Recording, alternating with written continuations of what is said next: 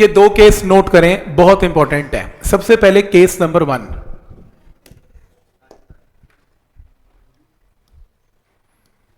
Case number 1 question में आएगा कि ये छोटे छोटे ड्रॉप्स एक बड़ा ड्रॉप बन जाते हैं ऐसे। कितने ड्रॉप्स? n drops.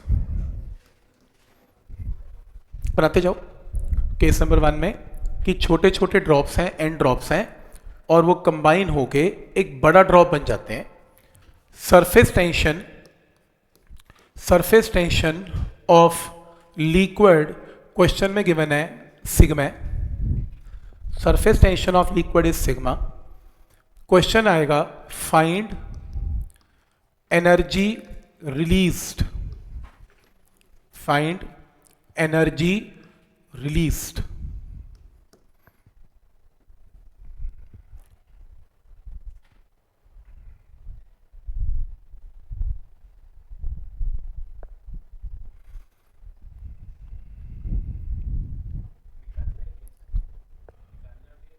नहीं, केस है, थ्योरी का केस है। न्यूमेरिकल तो मैं करके दिखाऊंगा अभी।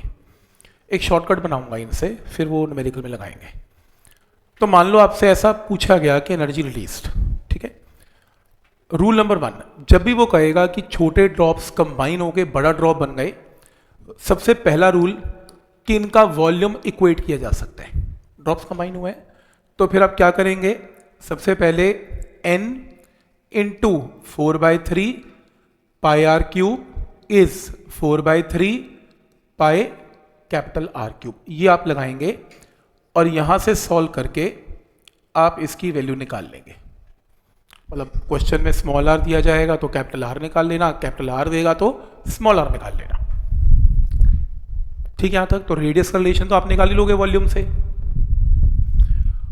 जब वो छोटे ड्रॉप्स को मिला के बड़ा ड्रॉप निकालने को कहेगा, वो बिल्कुल भी नहीं कहेगा कि इसमें वर्क डन निकाल लो।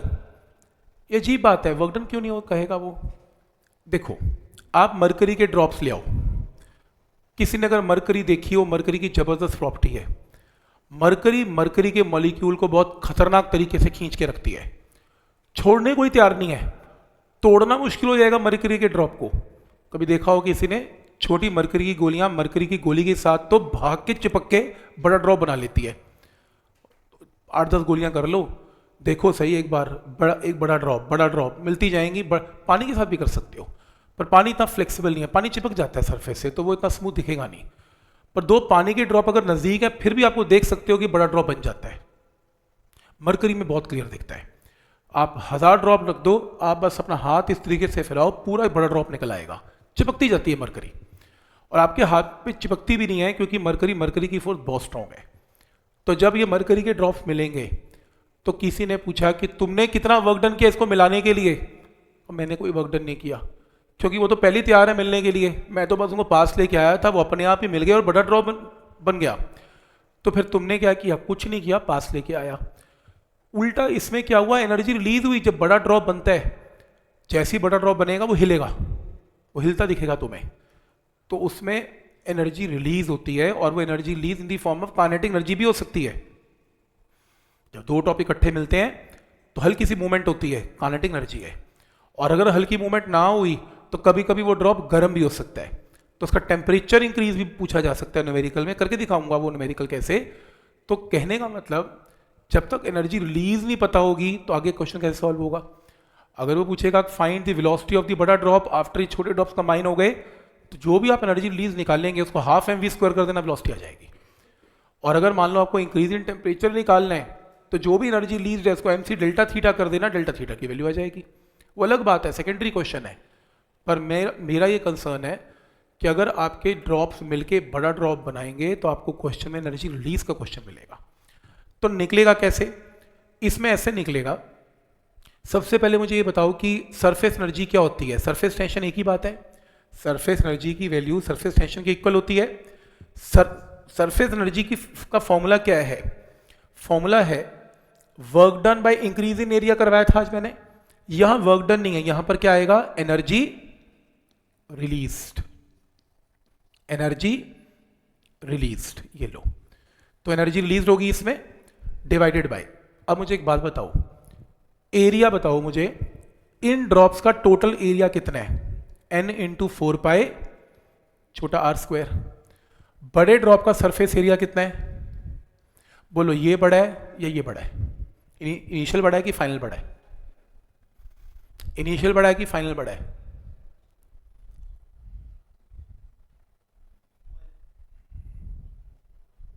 वॉल्यूम इक्वल होता है, एरिया इक्वल नहीं होता, इनिशियल बड़ा है, राइट। छोटे ड्रॉप्स का एरिया मिला के हमेशा बड़ा निकलेगा बड़े ड्रॉप के सिंगल ड्रॉप से, ये भूलना नहीं है, छोटे ड्रॉप्स का एरिया हमेशा बड़ा निकलेगा। तो क्या मैं ये बोल सकता हूं कि एरिया बड़ा था, एरिया छोटा हो गया, there is decrease in area, तो यहां पर डिनोमिनेटर में क्या आएगा, डिक्रीज इन एरिया। तो जब भी वर्क डन किया जाता है तो डिनोमिनेटर में आता है इंक्रीज इन एरिया, और जब एनर्जी रिलीज होती है तो क्या आता है, डिक्रीज इन एरिया। और एनर्जी रिलीज कब होती है, जब ड्रॉप मिलके बड़ा ड्रॉप बनाते हैं, तो एरिया क्या होता है, घटता है, एरिया घटता है तो एनर्जी रिलीज होती है। तो यहां से एनर्जी रिलीज्ड की वैल्यू क्या आएगी, sigma into decrease in surface area, that is sigma into n into 4 pi r² minus 4 pi r², ये लो। और कैपिटल N की जो भी तुमने वैल्यू निकाली होगी वो यहां पे पुट करके आपके पास आंसर आएगा। आप यहां तक नोट कर ले, मैं को न्यूमेरिकल करके दिखाऊंगा इसके बाद, आप यहां तक नोट करें फिर बताऊंगा इसको करना कैसे आगे। पर आइडिया क्लियर है एनर्जी रिलीज कैसे निकलेगी।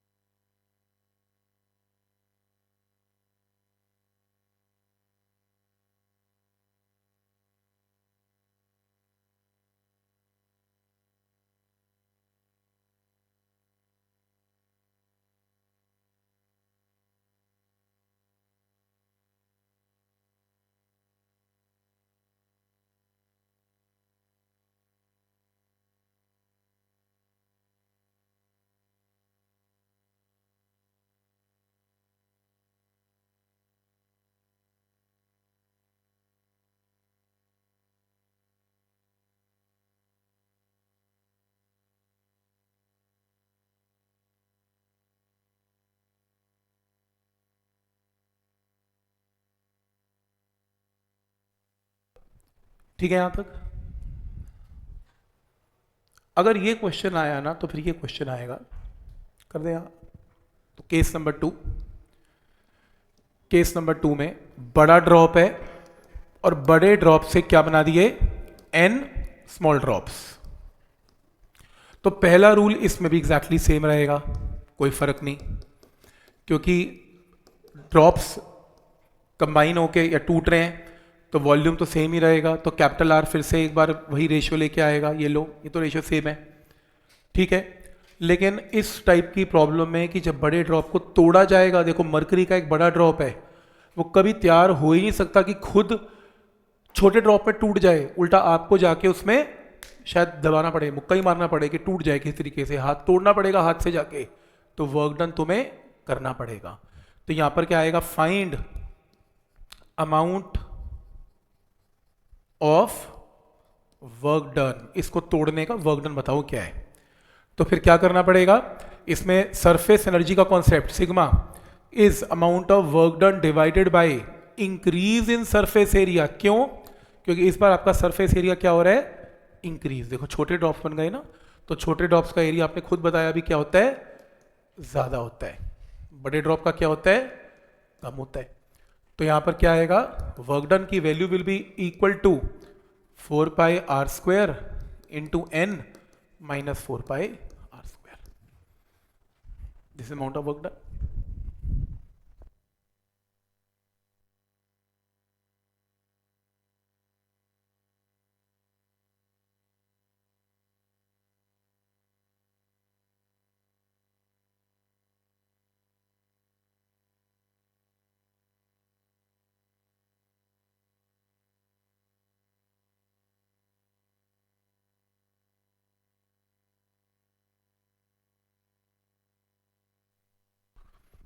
तो पॉइंट समझ में आ रहा है। मैं इसलिए जान के लिख के दिखा रहा हूँ क्योंकि कई लोग ना जब न्यूमेरिकल्स करते हैं तो कंफ्यूज हो जाते हैं, और होना भी ज़रूरी है क्योंकि कभी कभी कहेगा एनर्जी रिलीज, कभी कभी कहेगा वर्क डन, कभी कभी कहेगा एरिया डिक्रीज हो गया, कभी कहेगा एरिया इंक्रीज हो गया। अब ध्यान से देखो, अगर तो बड़े ड्रॉप को तोड़ेगा फिर तो एरिया बढ़ेगा, अगर ड्रॉप्स को जोड़ेगा तो एरिया घटेगा।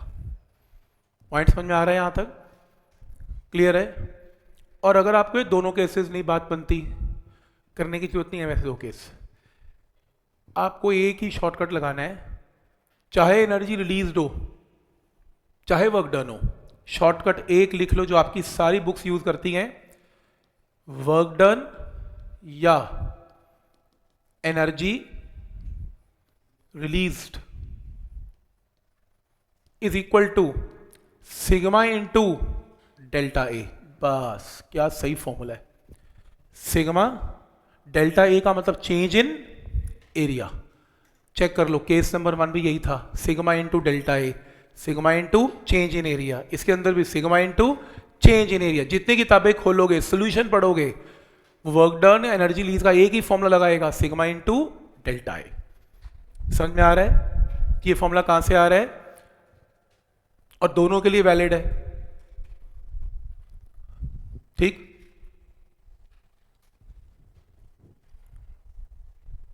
तो मैं भी यही लगाऊंगा, सिग्मा इनटू डेल्टा ए।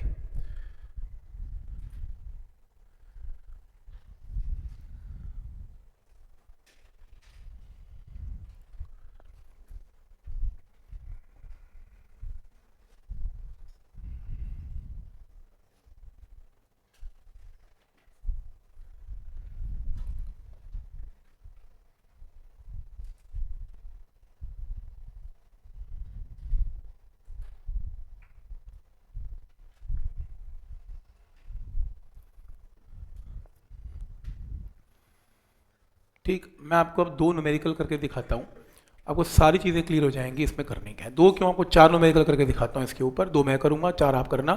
2-4 न्यूमेरिकल करके देखते हैं और कैसे लगेगा ये फॉर्मूला। तो इस टाइप के न्यूमेरिकल्स PYQ में भरे पड़े हैं, सरफेस टेंशन में कम से कम 8-10 क्या मेरे ख्याल से 10-15 लाइन में लगे पड़े हैं, सिग्मा इनटू डेल्टा ए, और NCERT में तो है ही हैं। तो जैसे मैं आपको करके दिखाता हूँ, जो आपकी नेक्स्ट शीट है उसके अंदर मैंने ये एक एग्जाम्पल किया हुआ है, 3 एग्जाम्पल करके दिखाए हैं। पहला एग्जाम्पल फोर्स का।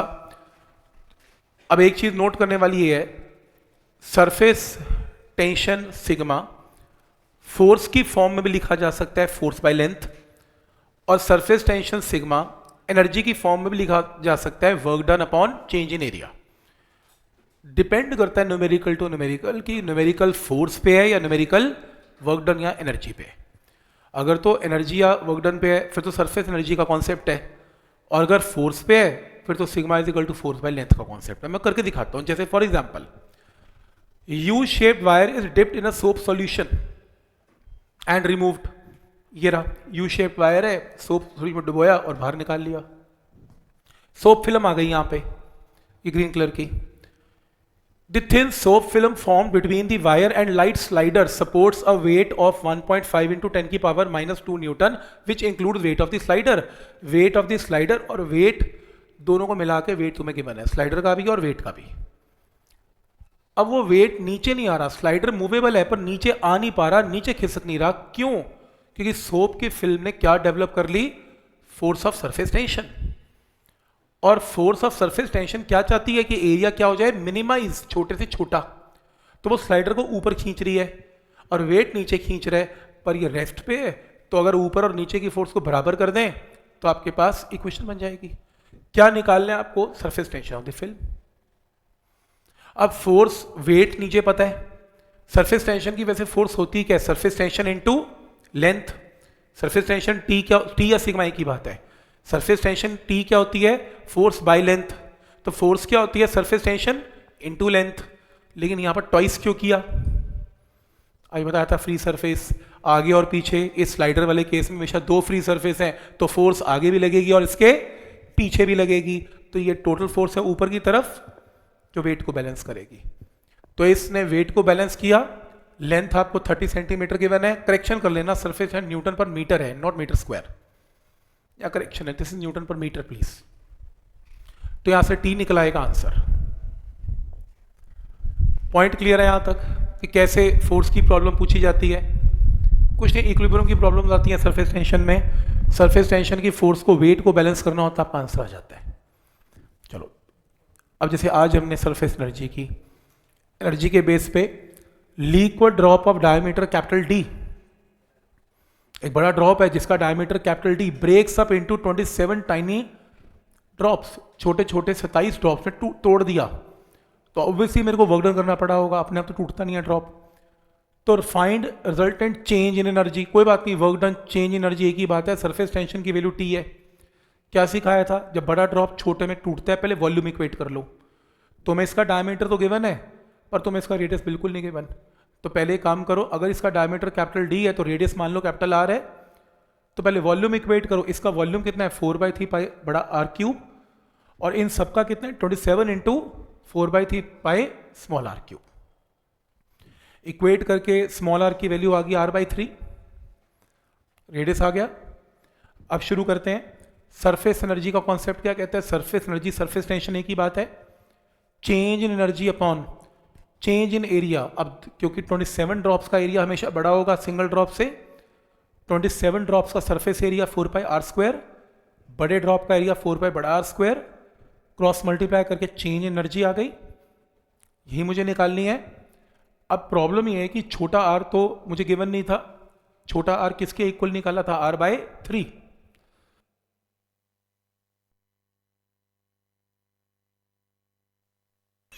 तो यहां पर r/3 और कैपिटल R थोड़ी ना गिवन था, अपने को तो डायमीटर गिवन था, तो कैपिटल R की जगह capital D/2, capital D/2 simplify करके answer.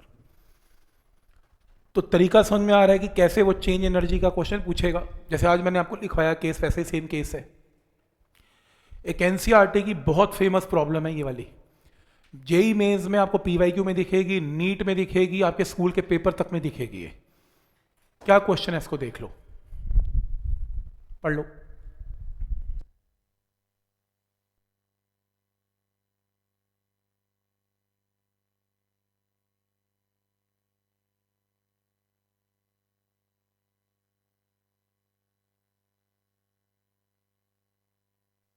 n drops of water,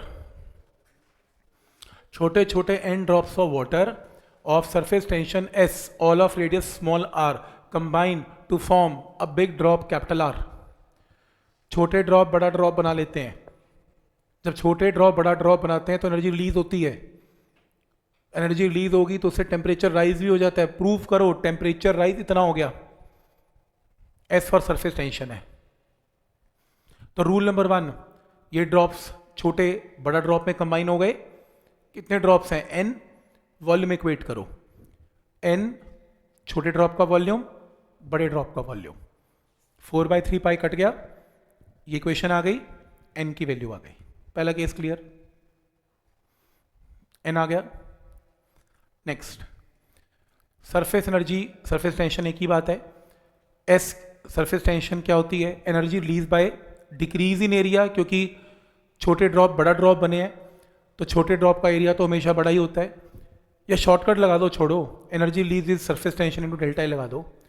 तो सरफेस टेंशन S है यहाँ पे, और डेल्टा ए कितना है? छोटे ड्रॉप्स का एरिया हमेशा बड़ा होता है बड़े ड्रॉप से, कोई डाउट इसमें?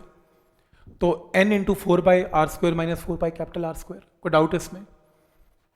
एनर्जी रिलीज आ गई। एनर्जी रिलीज के यूनिट्स क्या होते हैं?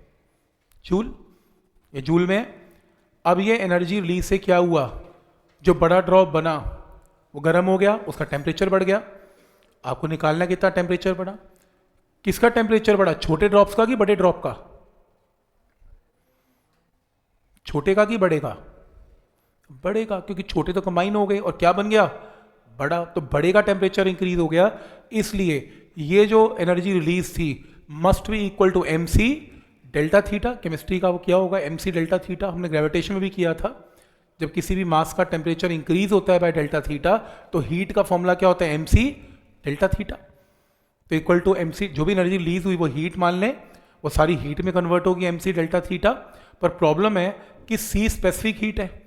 स्पेसिफिक हीट वाटर की बाय डिफॉल्ट हम फिजिक्स में करेंगे, याद रखनी है 1 कैलोरी होती है पर ग्राम पर डिग्री सेल्सियस। 1 कैलोरी पर ग्राम पर डिग्री सेल्सियस होती है। अब क्योंकि हीट कैलोरीज में है, एनर्जी जूल्स में है, जूल्स को कैलोरी में कन्वर्ट करना पड़ेगा। या तो दोनों चीजें जूल में चलाओ या दोनों चीजें कैलोरी में चलाओ। क्योंकि मैंने स्पेसिफिक हीट 1 यूज की कैलोरी में, तो जूल को कैलोरी में कन्वर्ट करने के लिए 4.2 से डिवाइड, 4.2 की जगह फिजिक्स में कई बार क्या लिखते हैं, जे जूल्स इक्वलेंट 4.2। तो इस पूरी टर्म को डिवाइड कर दिया बाई जे, ताकि किस में कन्वर्ट हो जाए, कैलोरी में। तो एमसी डेल्टा थीटा भी कैलोरी में। और ये मास किसका है, बड़े ड्रॉप का। बड़े ड्रॉप का मास क्या है, बड़े ड्रॉप का वॉल्यूम इनटू डेंसिटी, और डेंसिटी ऑफ वाटर सीजीएस में क्या होती है, 1। तो वॉल्यूम इनटू डेंसिटी। इस पूरी टर्म को इसके नीचे ले आओ ताकि डेल्टा थीटा आ जाए। ये टर्म आ गई। इसके अंदर 3 ऊपर ले जाओ तो ये टर्म आ गई, रेसिप्रोकल ना, 3 ऊपर हो गई। नेक्स्ट इन दोनों टर्म में से 4 पाई कॉमन निकाल लो, तो ये nr² बच गया, ये r² बच गया। 4 पाई काट दो, ये टर्म आ गई। कैपिटल R³ को इससे और उससे डिवाइड कर दो, ब्रेक कर दो, ब्रेक कर दिया। n की वैल्यू पुट कर दो। n की वैल्यू कितनी निकाली हमने ऊपर, ये रही, r³ बाय स्मॉल r³। तो इसमें पुट करो r³ by small r³, r² से r³ कट गया, r³ कट गया, आंसर आ गया। तो प्रूव करने को आएगा, तो ये तरीका है प्रूव करने का। इसके स्टेप्स एक बार चेक करने आपने घर जाके। पॉइंट क्लियर आ रहा है। बड़ा स्टैंडर्ड प्रॉब्लम है कि स्कूल के अंदर आने वाली प्रॉब्लम, इंपॉर्टेंट मार्क कर लेना इसे।